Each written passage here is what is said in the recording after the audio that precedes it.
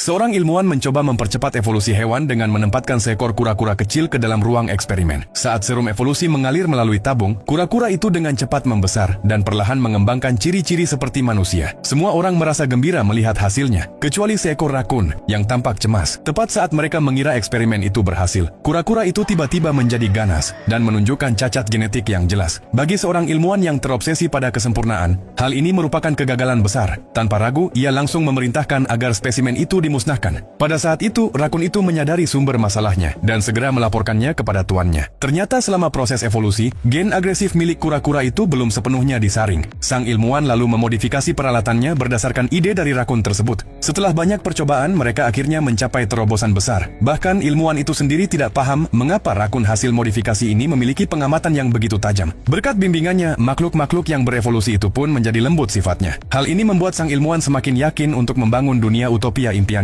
Saat rakun mendengar bahwa ia akhirnya bisa pergi ke dunia baru, ia menjadi bersemangat. Namun tiba-tiba ilmuwan itu memperlihatkan senyum mengejek. Makhluk eksperimen seperti rakun tidak memiliki hak untuk memasuki dunia tersebut. But that brain, that I'd like to study further.